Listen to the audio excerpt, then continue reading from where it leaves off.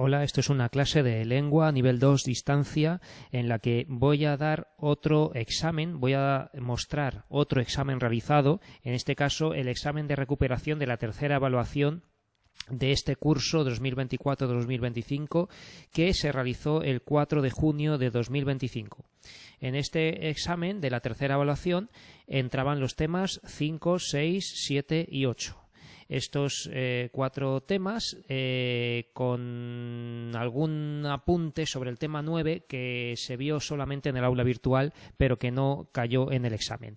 En este examen de nuevo tenemos preguntas muy parecidas al examen del vídeo anterior porque es el mismo examen prácticamente, solo que he cambiado alguna pregunta, entonces no lo voy a corregir entero otra vez. La primera pregunta la he cambiado. La pregunta decía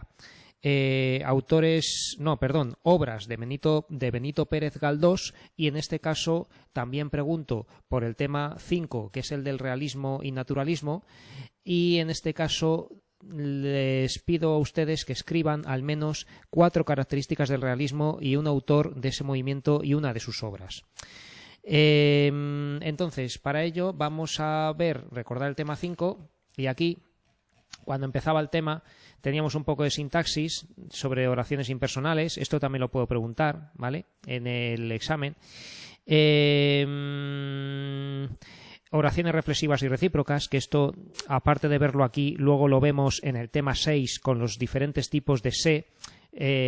Aquí ya se iba viendo, pero en el siguiente tema se ve un poco mejor, o un poco, no mejor, pero en más profundidad, ¿no? Y luego empezaba la literatura de este tema con el realismo y el naturalismo, que son más o menos el mismo movimiento, con pequeñas diferencias. Y aquí al principio, cuando estoy preguntando por características, ¿no?, ya podíamos sacar alguna de aquí, que quiere ser, que es una literatura que trata del contacto directo con la realidad, con descripciones minuciosas, con una forma de mostrar la realidad objetiva de la sociedad del momento, etcétera, ¿no? Pero yo me refería más bien que ya viéramos aquí, cuando vemos realismo y nos dice que es un movimiento europeo que empieza en España en el año 1869. Aquí tenemos una serie de puntos que es a lo que me refiero con características del realismo. Entonces, vamos a leerlas otra vez porque esto nos sirve de repaso. Observación objetiva. La obra realista nace de la observación y análisis minucioso de la realidad, en contra de la imaginación y subjetividad románticas. Los autores buscan la verosimilitud. Entonces, aquí, en observación objetiva, otras veces yo lo que he hecho es poner una pregunta tipo test, como decimos en España, o cuestionario de elección múltiple, y yo ponía 4 respuestas y decía yo: ¿cuál no es una característica del realismo? Y ponía yo subjetividad o imaginación o algo así que no es del realismo, sino del movimiento anterior, del romanticismo. Entonces tenían ustedes que seleccionar esa, ¿no?, la que no era del romanticismo. Entonces, no he hecho así en este examen, yo os he mandado directamente escribir, ¿no?, que citen 4 características, etcétera. Vale, o sea, observación objetiva de la realidad. La obra realista nace de la observación y análisis minucioso de la realidad. Ambientación contemporánea.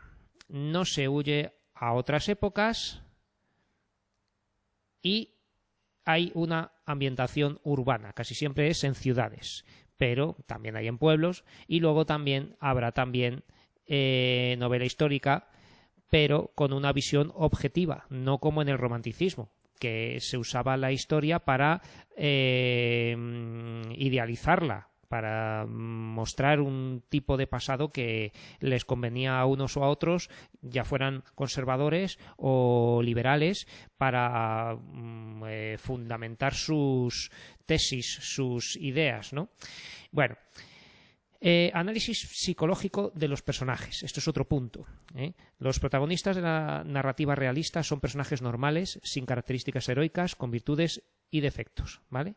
Pues esto vamos a poner que son personajes normales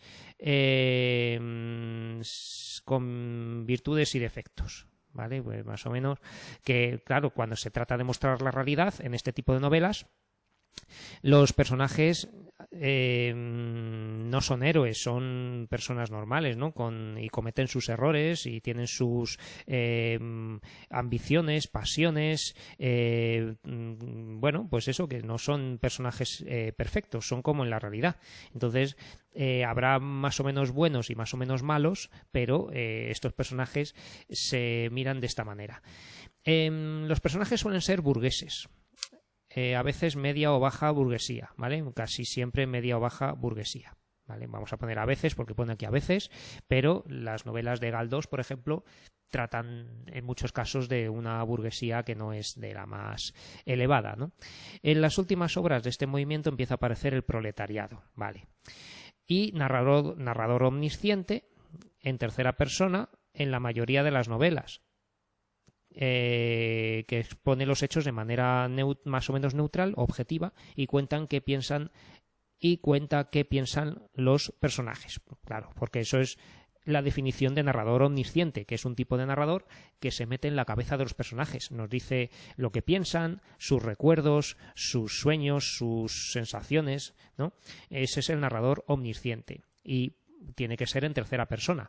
Sin embargo, en otras novelas el narrador será en primera persona, pero que tratará de ofrecer una visión objetiva de los hechos, no solamente desde su punto de vista, ¿vale? Va a ser un tipo de personaje que, por la naturaleza de ese personaje, nos va a mostrar la realidad de una manera bastante objetiva, aunque lo cuente en primera persona, ¿eh?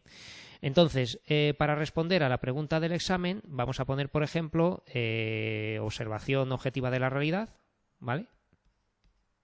Observación objetiva de la realidad, ¿vale? Ambientación contemporánea,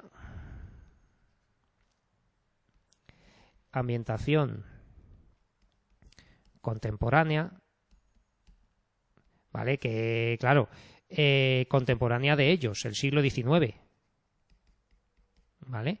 Finales del siglo XIX. Aunque había también novela histórica.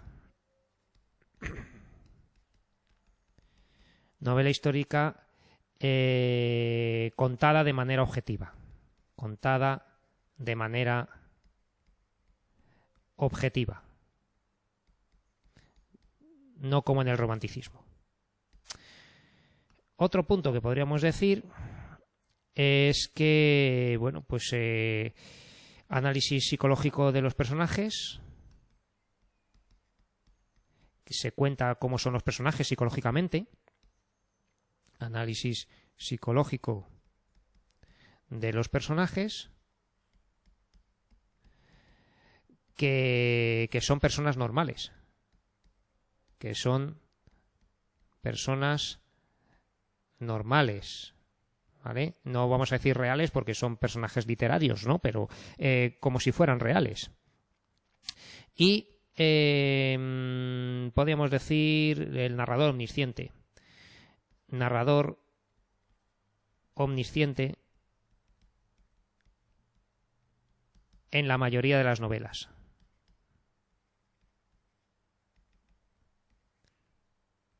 De las novelas o relatos, ¿no? Porque estamos hablando de narrativa, donde aparte de novelas hay cuentos también, realistas.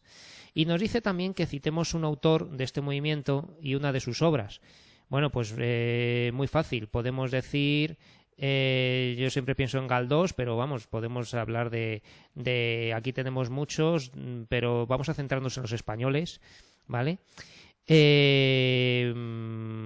Pues por ejemplo Juan Valera, Pepita Jiménez, ¿no? Aquí un autor sería, por ejemplo, Juan Valera, y la novela podría ser Pepita Jiménez. Pepita Jiménez. ¿vale? Jiménez con tilde en la E, ¿vale? En la primera E. Pero si alguien quiere hablar de alguien más conocido, puede decir, por ejemplo, Benito Pérez Galdós, ¿vale? Ojo a las tildes, Pérez con tilde, Galdós con tilde, y podríamos poner pues la novela Misericordia, que es muy famosa, o Fortunata y Jacinta, ¿vale? En fin, con un autor y una obra valía para este ejercicio. Vale, este ejercicio es el mismo que ha salido en otro examen, así que ya no lo sabemos de memoria. A mi madre eso se lo regalé yo. Tenemos que decir el tipo de se. Este es una variante de le. Variante de le, les. Se enamoró, se casó, se divorció, son verbos pronominales. Esto lo cambiaré, porque este examen ya lo he repetido muchas veces. Y cambiaré las oraciones, pero serán parecidas. Son verbos pronominales, ¿vale? Casarse, divorciarse. Juan y Pedro se ayudan. Este es un se recíproco, ¿de acuerdo? Donde es complemento directo este se.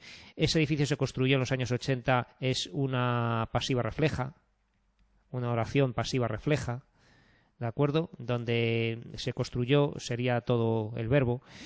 Se liberó a los prisioneros. Aquí también podríamos subrayarlo así como verbo, como núcleo. ¿Vale? Si subrayamos el verbo, ponemos núcleo debajo para que sepamos que los verbos, ¿vale? Todo esto, bueno, los pronominales también los ponemos con su se, ¿vale?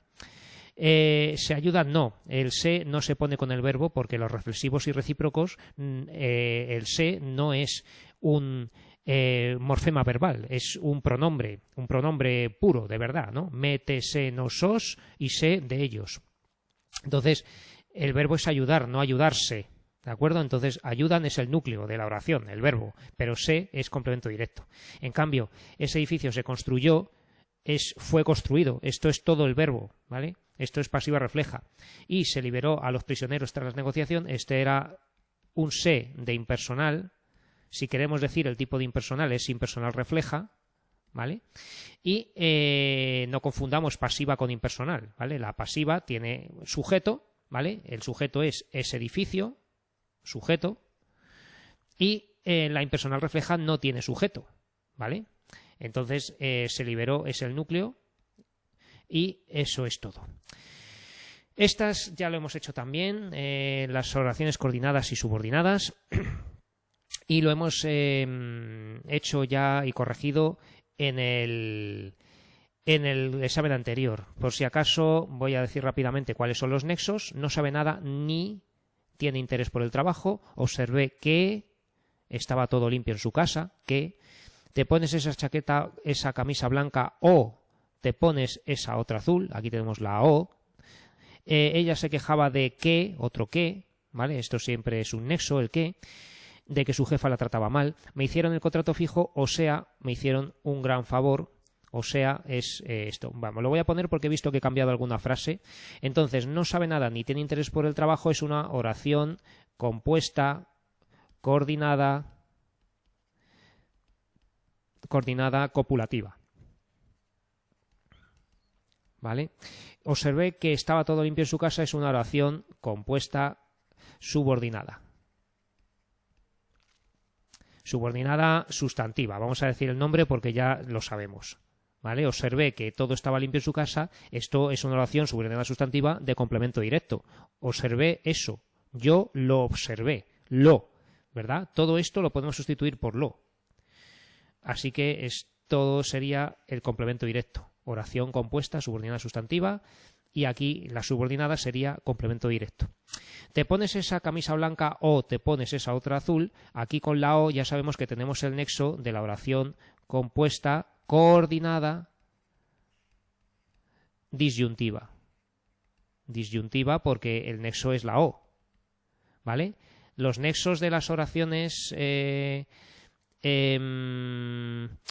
coordinadas son muy fáciles. Recuerden, i, e y ni son de las copulativas, ¿vale? Voy a poner aquí oraciones coordinadas, ¿vale? Ni, copulativas, ¿vale? Copulativas.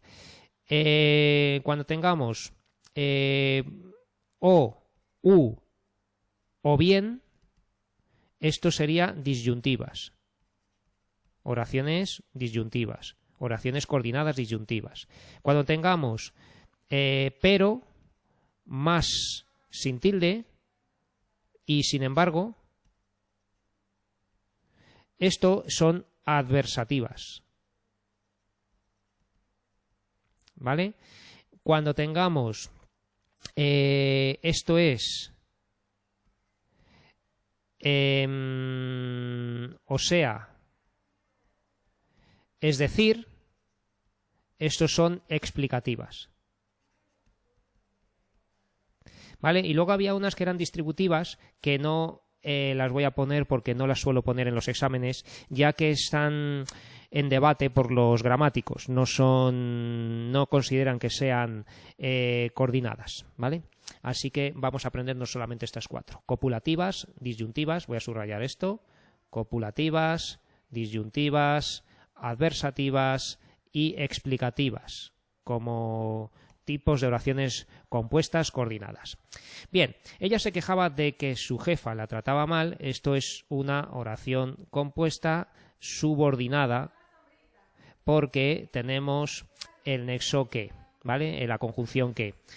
Entonces, oración compuesta subordinada sustantiva también, ¿vale? Son las que más salen en mis exámenes.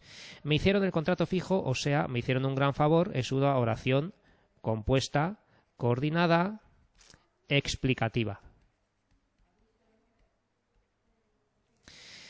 Vale, y este es el mismo ejercicio de antes, ¿vale? Este ya sí que lo hemos hecho. Me molesta que mientas, el nexo es que seas puntual es importante, el nexo es que, comprendo que te hayas enfadado, el nexo es que, ella se quejaba de que su jefa le diese demasiado trabajo, también el nexo es que, y en el pueblo circulaba el rumor de que el alcalde dimitía, el nexo también es que, y como ya lo he hecho en el examen anterior, no lo voy a repetir, igual que este, que también está hecho, ¿de acuerdo? Siempre que siempre va a ser un nexo, pero en las subordinadas adjetivas a veces podemos tener dónde, cómo y cuándo, sin tilde, ¿vale?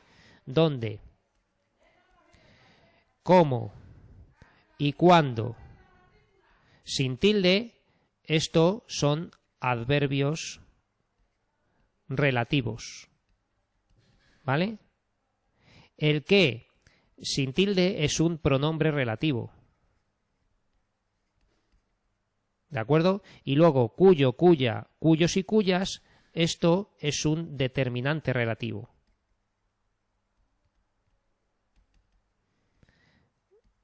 ¿De acuerdo? Porque esto era parte de lo que nos pedía el ejercicio. Este era ligeramente distinto del anterior porque creo que en el otro examen no pedí que me dijeran si son pronombre, determinante o adverbio relativo los nexos de estas oraciones, ¿vale?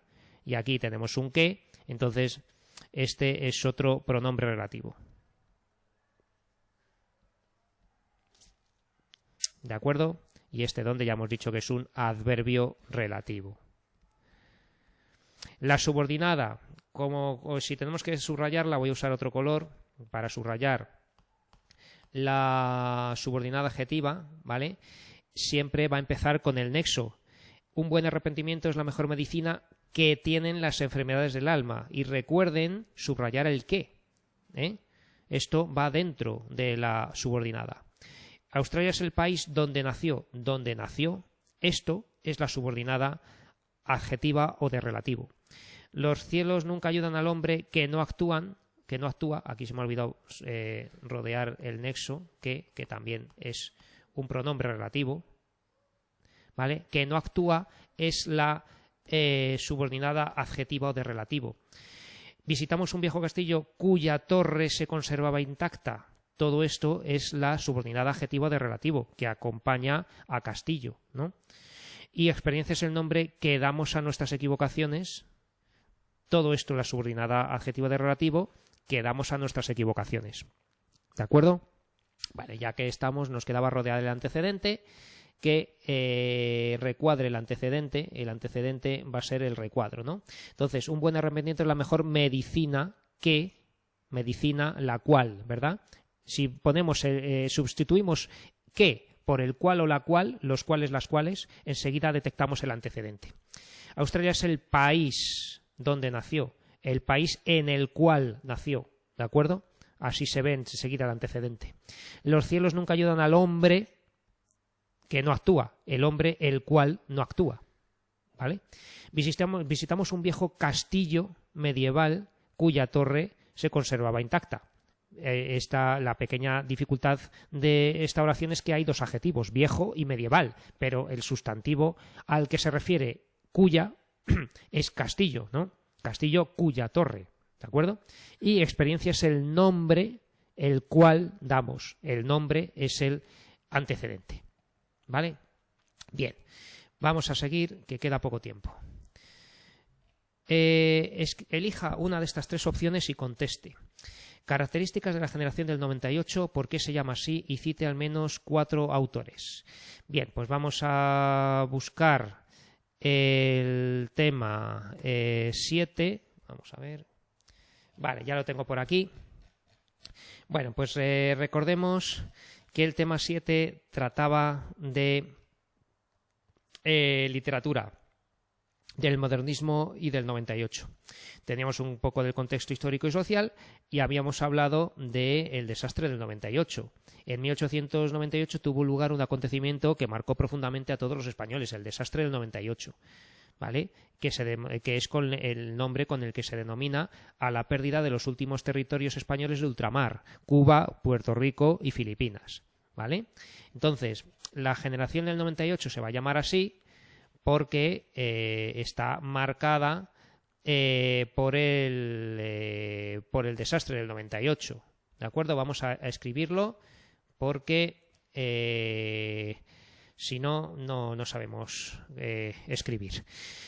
Vale, entonces voy a ir haciendo la A, ¿vale?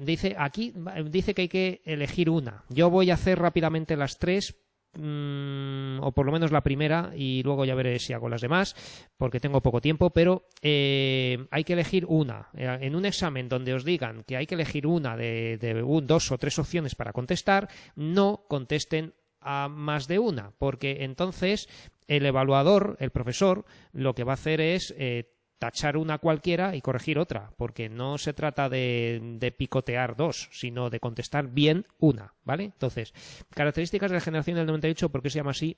Y cite al menos 4 autores, ¿vale? Entonces, ¿qué pregunta era esta? La 6, ¿vale? 6A, características de la generación del 98. Del 98. Vale, entonces se llama así porque los autores de este movimiento literario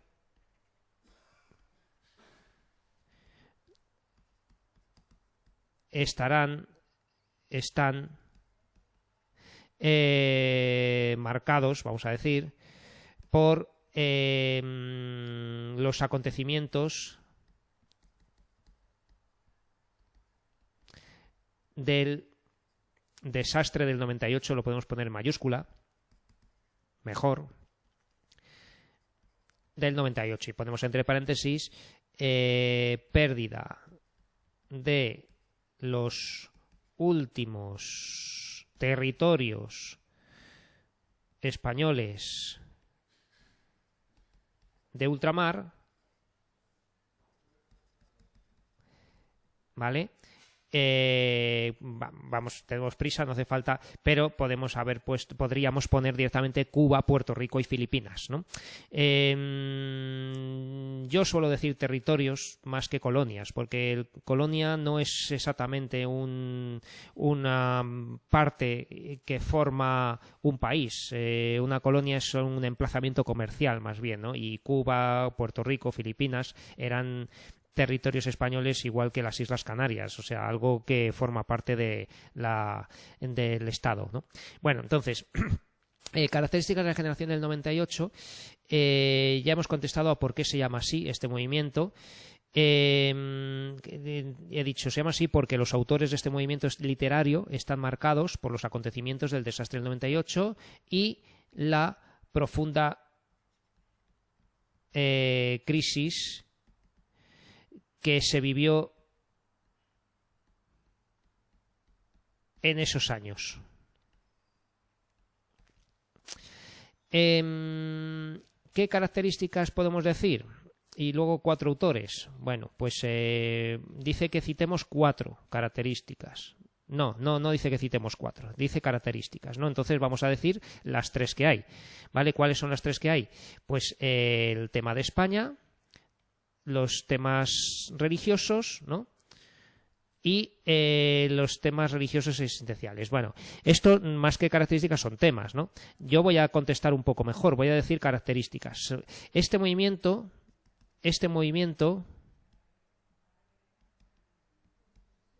se caracteriza por 2 puntos. Voy a poner continuación de la estética modernista.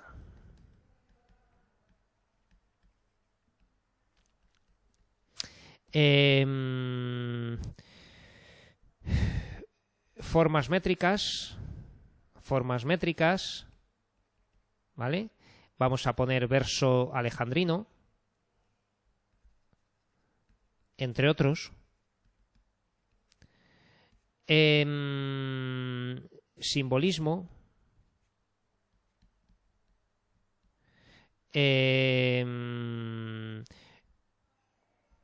uso de figuras retóricas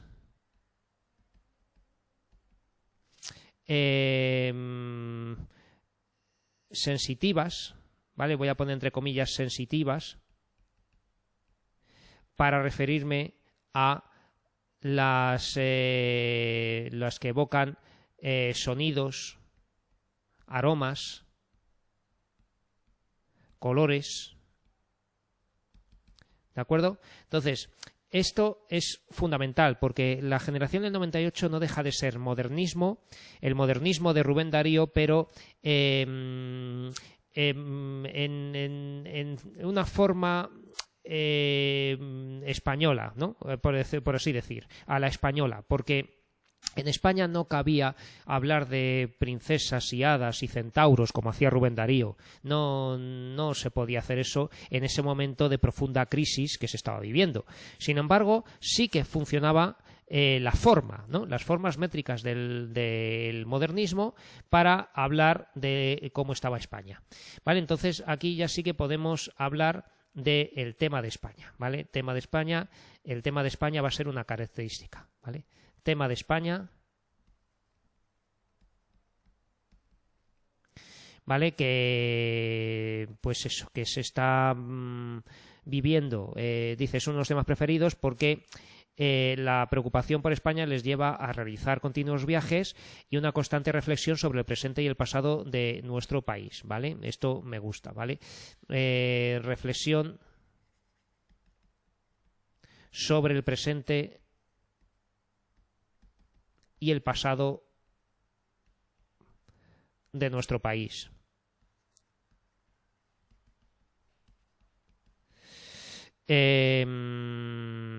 Vamos a hablar también de, por resumir, ¿no? Crítica social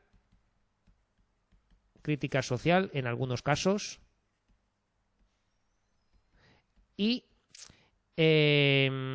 amor por sus paisajes y amor por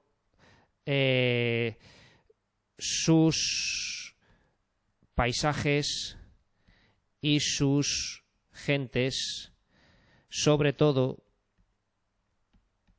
de Castilla, ¿vale? Van a pensar que Castilla es el alma de España, por así decir. Castilla es la parte de España que ha sido artífice, digamos, de que todo lo español sea un solo país, ¿no? Porque se habla castellano, el español, digamos que Castilla, digamos que es donde se basa toda España, en el fondo, ¿vale? A pesar de que cada región tenga sus características, pero Castilla es el elemento aglutinador de España. Vale, ¿qué más tenemos por aquí? Interés por la historia, ¿vale? Esto de temas históricos, ¿vale? Interés por la historia. Interés por la historia.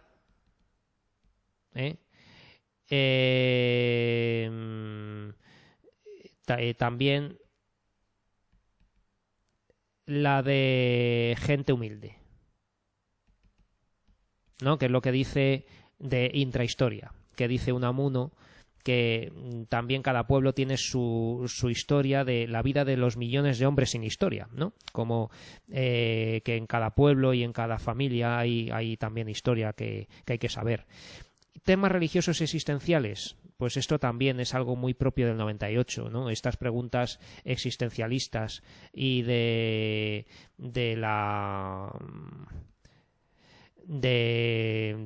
creencias en la religión, en Dios y todo eso, pues también va a ser algo muy presente en el 98. Temas religiosos y existenciales. ¿Vale? Algo del estilo también podríamos decir, porque se admira a Larra, Quevedo, Cervantes, ¿no? Se escribirán muchos ensayos sobre Cervantes. Va a ser un estilo sobrio, en el que se huye de los excesos del modernismo parnasiano, que quería enriquecer mucho el lenguaje y hacerlo todo todo perfecto, ¿no? Que sonase a la perfección, la poesía bien hecha, ¿no? Que decía Gautier. Subjetivismo en las descripciones de paisajes. Bueno, ya hemos hablado de los paisajes y yo creo que con esto ya habríamos contestado a la pregunta A, ¿no? Salvo los autores. Eso sí, nos preguntaba también que citemos al menos 4 autores, ¿vale? Pues vamos a ponerlo aquí a continuación. Autores, pues vamos a poner a Azorín, ¿vale? José Martínez Ruiz Azorín. Podemos poner a Pío Baroja, Miguel de Unamuno,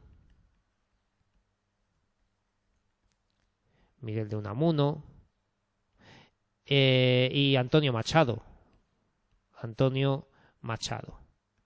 ¿Vale?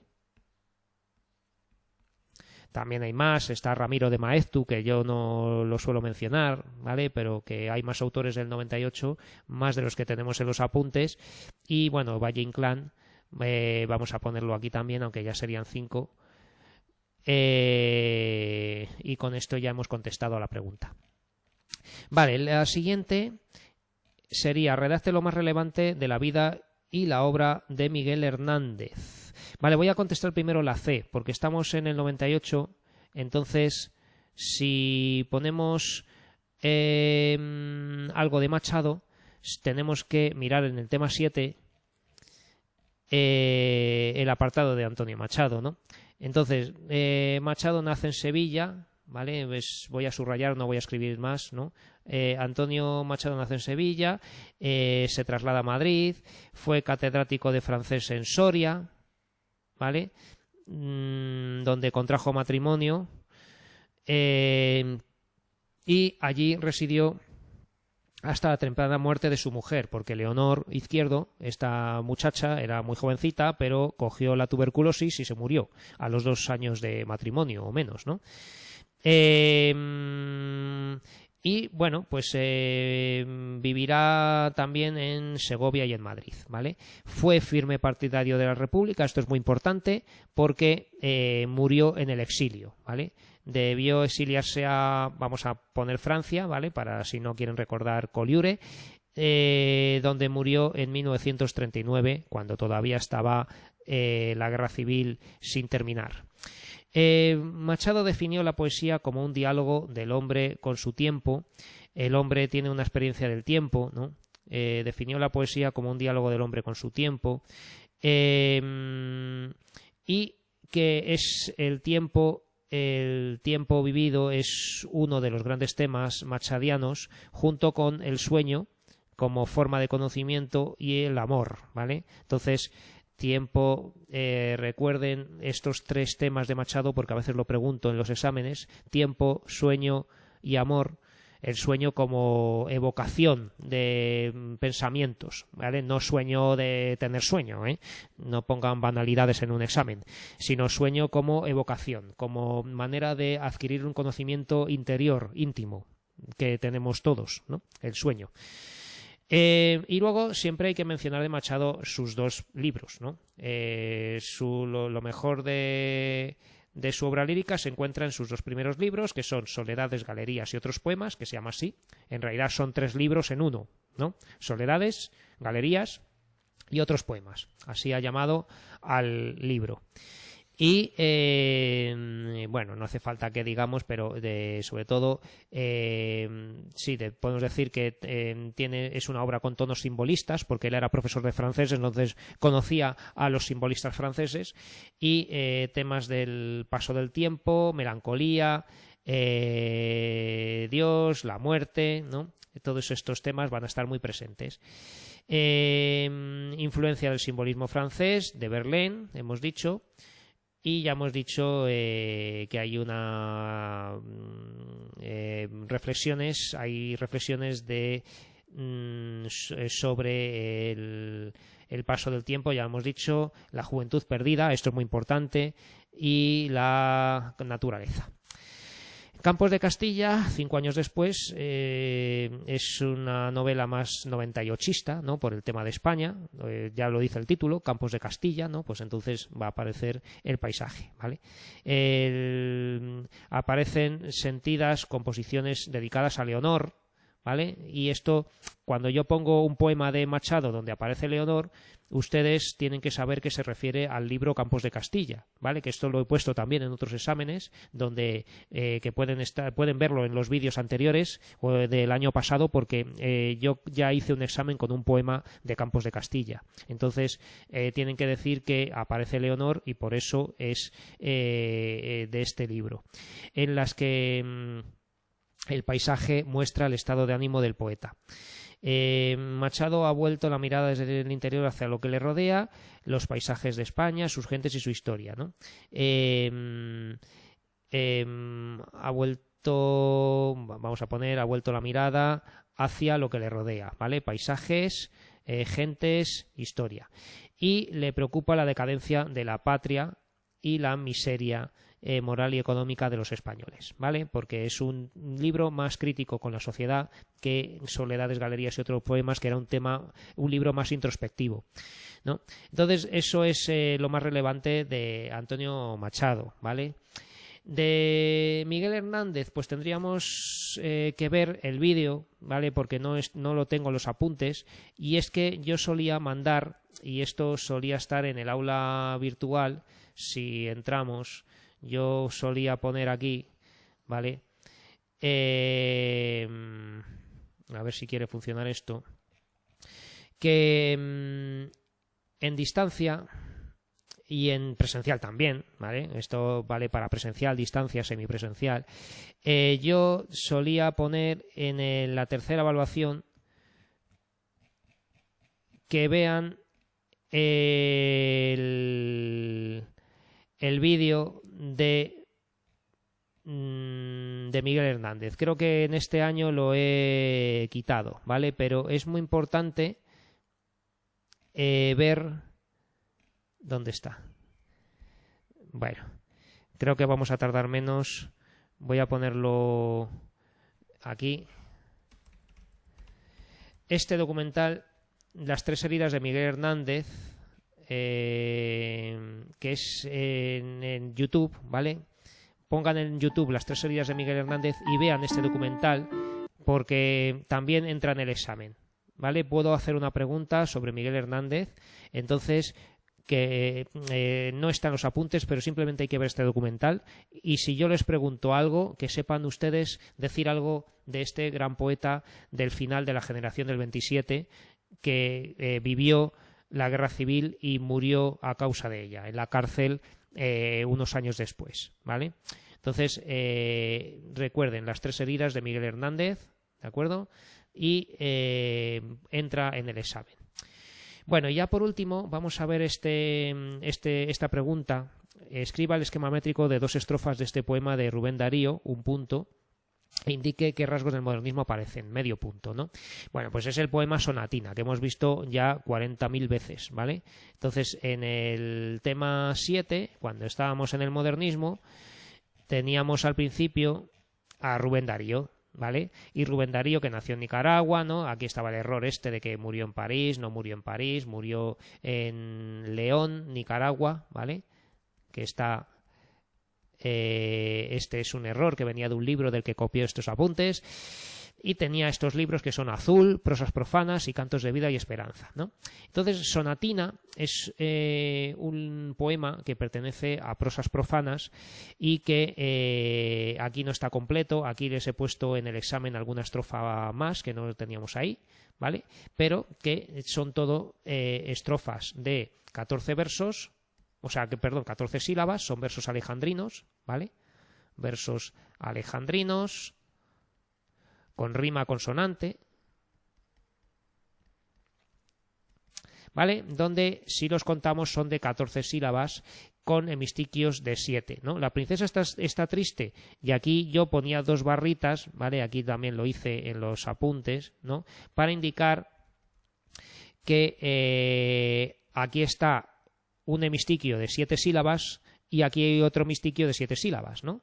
Y casi se dice naturalmente, ¿no? La princesa está triste, 7. ¿Qué tendrá la princesa? 7, ¿no? Los suspiros escapan, 7, de su boca de fresa, 7, ¿no? Es que es como si fueran versos de 7, ¿no? Y ojo que cada hemistiquio se comporta de manera diferente, o sea, de manera independiente, porque, por ejemplo, la princesa está pálida, esto es una palabra esdrújula. Entonces aquí lo que tenemos es 8 menos 1, 7, porque las esdrújulas restan una sílaba, ¿vale? Y si tuviéramos una palabra aguda, se sumaría una, si estuviera a mitad de verso, ¿vale? Entonces, estos versos, estos versos alejandrinos con 14 sílabas cada uno, tengan en cuenta que al contar las sílabas en la cesura, ¿vale? La cesura, que era la mitad del verso, cuando está un hemistiquio y luego el otro, la cesura hace que aquí tengamos que contar como si fuera final de verso. No va a haber sinalefas, ¿vale? No vamos a... Si hubiera una vocal al final y otra, por ejemplo, está pálida, no podemos decir pálida en, ¿no? O sea, pálida... y aquí cortamos y seguimos contando aquí, ¿no? La princesa está pálida, 8 menos 1, 7, y luego en su silla de oro, 8, o sea, 8, 9, 10, 11, 12, 13 y 14, ¿vale? Y por las demás sí que hay sinalefas, claro, que ha perdido, en fin, que ya saben contar sílabas, ¿vale? Y esto pues ya se ha dado muchas veces. Bueno, y la rima. Princesa va a rimar con fresa, entonces 14A, 14A. Color va a rimar con flor, entonces esto va a ser la B y este va a ser la B. Y oro rima con sonoro, entonces este va a ser C y C, ¿no? Como tenemos que poner 2 estrofas, podemos seguir aquí poniendo 14, 14, 14, 14, ¿no? Si los contamos va a dar 14, a no ser que contemos mal. Aquí va a haber triunfo, esto es una sílaba, ¿vale? Jardín Puebla, el jardín,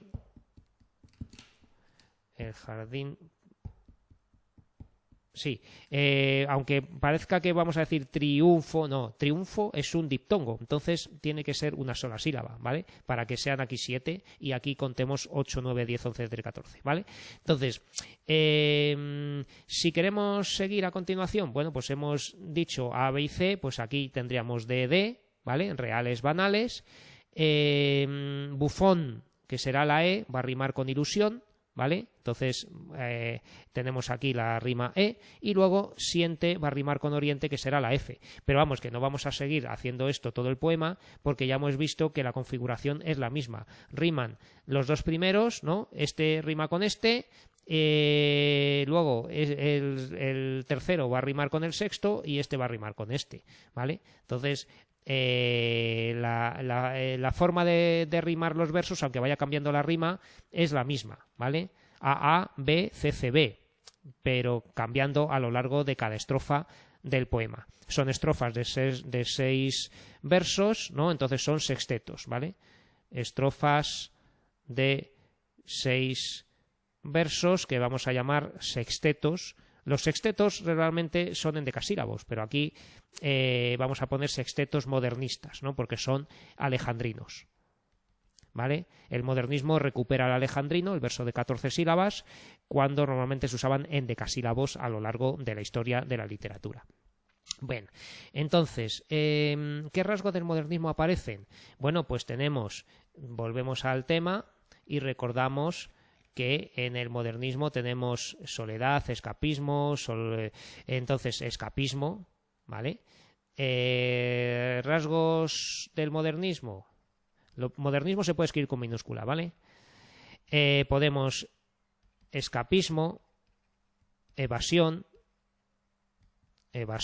porque habla de una princesa, de lugares exóticos, de lujos, ¿vale? De lujos, ¿vale? Un poquito de amor y erotismo, ¿vale? Por la princesa de la boca de fresa, ¿no? Parece que quiere ser besada de la boca de fresa, ¿no? De algo tentador, ¿vale? Pero bueno. Y bueno, pues poco más, ¿no? Sí, podemos mencionar también el cosmopolitismo,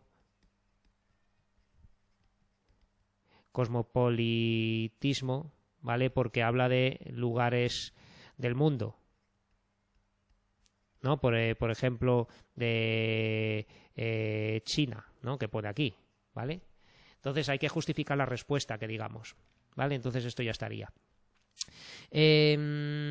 ¿A qué libro y etapa de Darío puede pertenecer el poema y por qué? Pues pertenece a prosas profanas.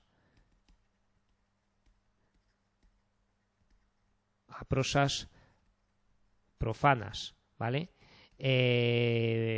Por la evasión de la realidad,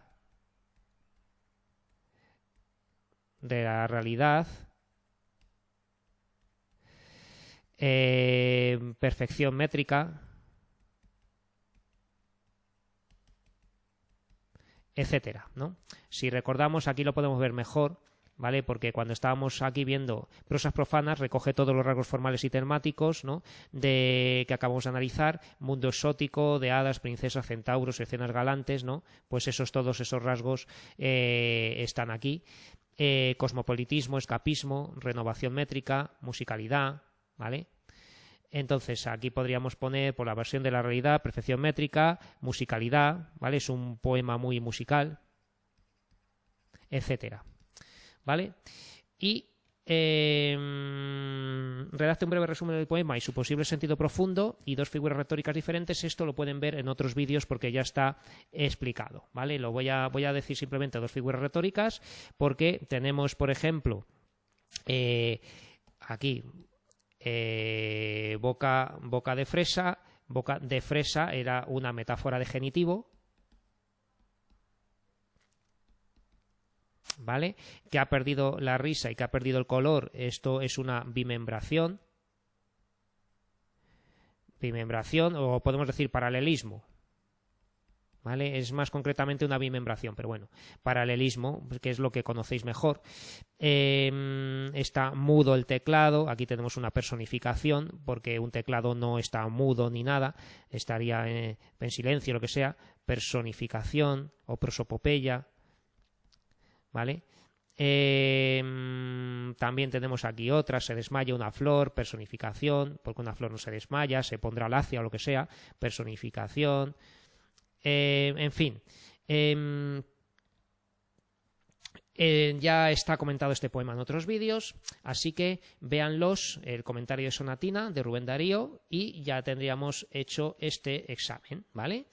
Y nada más, paro la grabación y nos vemos en la siguiente clase.